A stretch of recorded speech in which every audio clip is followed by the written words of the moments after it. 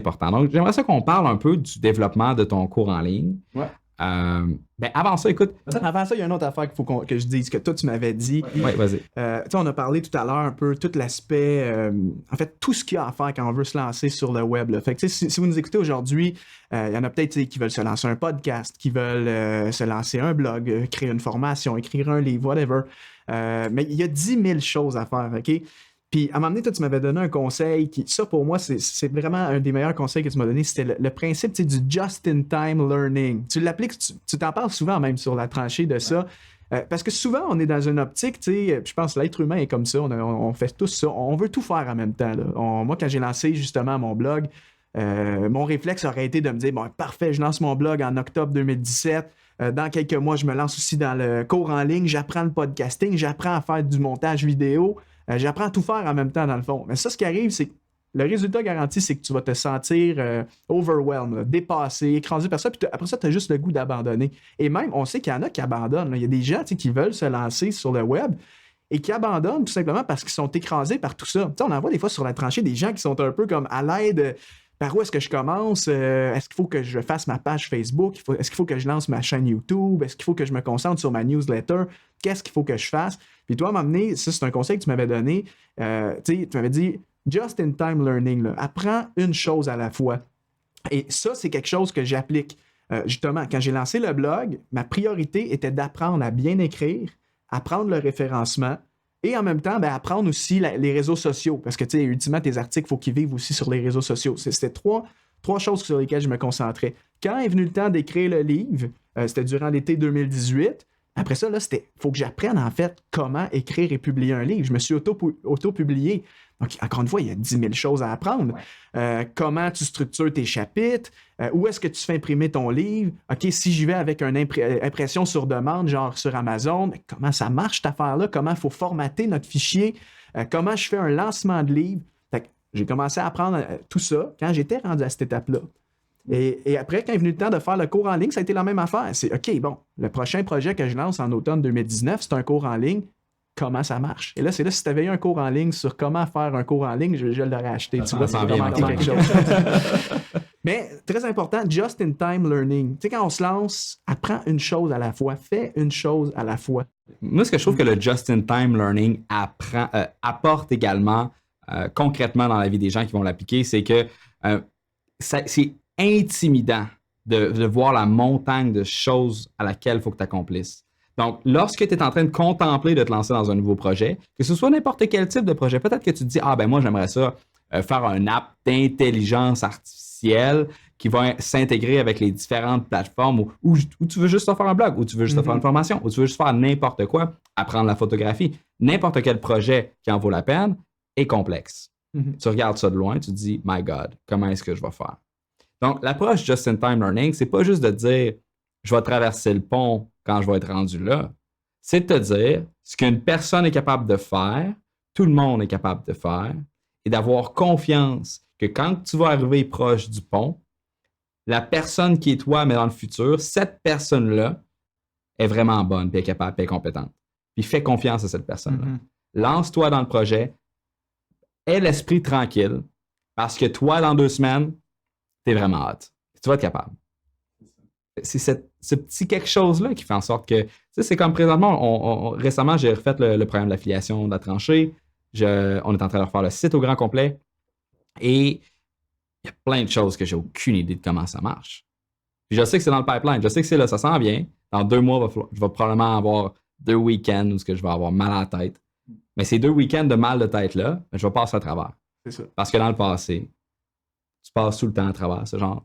Et après ça, c'est un acquis. Après ça, un coup que tu l'as appris, tu le sais. Exact. Tu le sais, puis ça te suit. Tu sais, c'est comme, je pense à un détail. Quand j'ai lancé mon livre, comme je vous dis, j'ai dû apprendre comment ça marche, là, écrire un livre, publier un livre, l'autopublication, comment ça fonctionne. Ça a été énorme. J'ai dû lire plein de livres d'ailleurs sur le sujet, écouter des vidéos, acheter des formations là-dessus.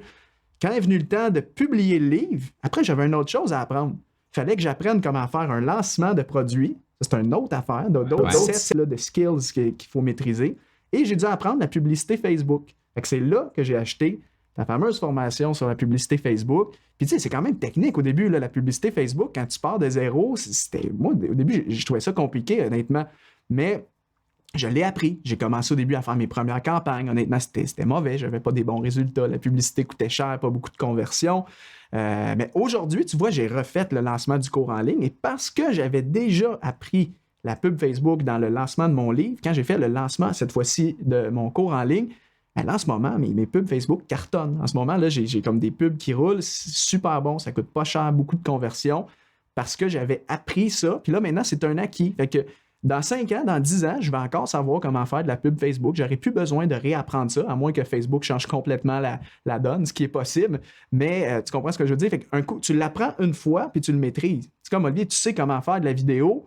Dans 5 ans, tu vas savoir comment faire de la vidéo. Tu sais comment écrire un article de blog. Tu le sais, c'est un acquis. Fait que maintenant, ça te libère justement pour apprendre des nouvelles choses, puis toujours aller plus loin avec ton entreprise, tu sais. Ce que je pense qui est vraiment la nuance, en fait, parce qu'il y a des gens qui vont apprendre la pub Facebook, et dans 10 ans, ne pourront plus faire le pub Facebook. Parce que ce qu'ils ont appris, ce n'est pas les principes sous-jacents, mais ça va être où cliquer. Puis ils vont avoir un système, une checklist de choses à faire. Il faut absolument suivre ce système rigide-là, à cause que c'est ça qui est simple. En créant des cours en ligne, j'ai comme étudié un petit peu la question de l'apprentissage. Et l'apprentissage, c'est quelque chose qui est vraiment de la merde à vendre. Parce que si ton cours est facile, ça veut dire qu'il n'y a aucun apprentissage qui prend lieu. Mais si ton cours est difficile, les gens ne le suivront pas. Comment est-ce que tu fais pour faire en sorte que les gens apprennent quelque chose tout en trouvant ça stimulant et agréable? C'est tough. Et on appelle ça apprendre first principle learning. Fait que c'est genre du top-down learning versus du bottom-up learning. Fait que du top-down learning, c'est que tu pars de l'idée de base et tu vas faire un set d'inférences logiques vers le concret. Fait que, mettons, tu prends la théorie de la relativité et ensuite de ça, t'infères de fil en aiguille que, la Terre tourne autour du Soleil. Bon, c'est pas parce que tu sais que la Terre tourne autour du Soleil que tu comprends la théorie de la relativité générale. Mais si tu comprends la théorie de la relativité générale, tu le sais pourquoi que la Terre tourne autour du Soleil. Puis non seulement ça, mais tu vas pouvoir expliquer pourquoi que Mars, puis Jupiter, puis les lunes de Jupiter, etc. Et c'est cette différence dans l'apprentissage-là qui va faire toute la différence sur le succès à long terme d'une personne. Apprendre la vidéo, c'est pas juste apprendre comment Final Cut fonctionne. C'est apprendre comment la lumière fonctionne. Ouais. C'est apprendre comment le cerveau interprète qu'est-ce que le signal de tes yeux lui envoie. Comment est-ce que l'esthétisme d'une scène fonctionne. Puis ça a l'air comme poétique, puis non, moi, c'est pas quelque chose qui m'intéresse. Puis il y a des gens qui sont plus axés sur le concret, il y a des gens qui sont plus axés sur le conceptuel, mais je pense que peu importe, puis même quand tu t'en vas à l'école, souvent, moi, ce que je déplore, c'est que quand les jeunes, puis les adultes qui retournent à l'école, au début, tu te dis, moi, je vais aller à l'école, je vais apprendre quelque chose, je vais prendre ma vie en main, etc. Et quand tu arrives à l'école, l'emphase n'est pas mise sur l'apprentissage.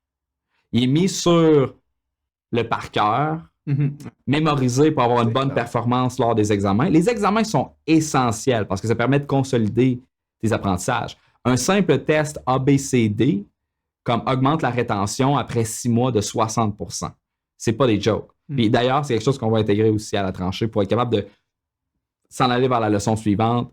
Éventuellement, je vais intégrer un quiz cave, juste pour voir si la personne a suivi la formation, bien sûr, mais également pour trigger ce phénomène cognitif-là que la plupart des gens ne connaissent pas, mais qui a un impact vraiment à long terme. Anyway, on ne va pas se mettre à expliquer comment faire des cours en ligne aujourd'hui. Mais oui, en même temps, c'est là où je voulais qu'on s'en aille, dans le fond. Il y a deux choses. Il y a, tu avais un site web et tu offrais tes services de consultation. Fait que ça, je veux qu'on en parle. Ça a été quoi le processus d'offrir tes services de consultation? Moi, quand j'ai commencé, j'offrais mes services de consultation. C'est comme ça que j'ai été hâte de financer ma formation. Ouais. Même processus que toi. Okay? Même affaire.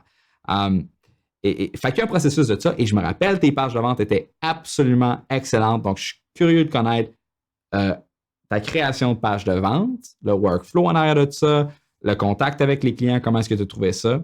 Et ensuite de ça, je veux qu'on parle du processus de création de cours en ligne.